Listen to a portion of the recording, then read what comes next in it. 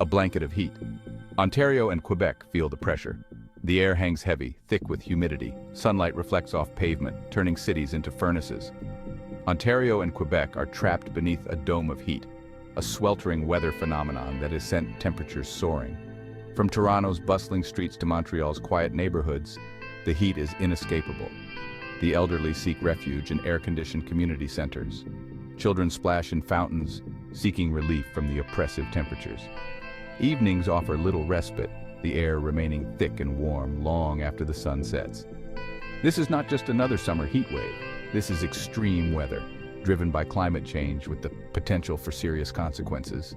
As the heat dome lingers, its impact ripples through communities, disrupting daily life and raising concerns about the future. The science behind the scorch understanding heat domes. Heat domes are areas of high pressure that trap hot air beneath them. Picture a pot of water on the stove. As the water heats, steam rises, but the lid traps it, increasing both the temperature and the pressure.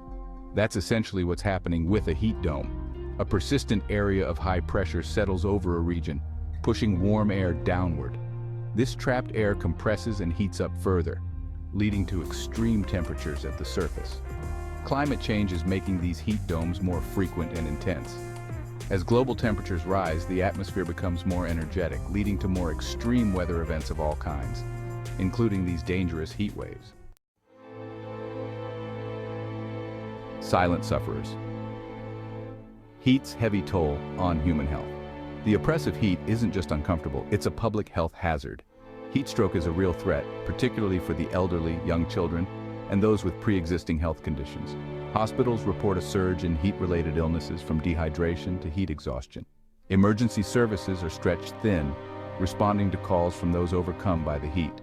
The most vulnerable among us, those without access to air conditioning or who work outdoors, bear the brunt of this extreme weather. Ecosystems under fire, the environmental price of extreme heat.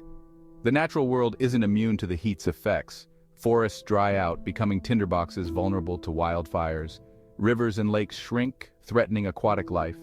Crops wither in the fields, impacting food security and livelihoods. The delicate balance of ecosystems is disrupted. Animals struggle to find food and water.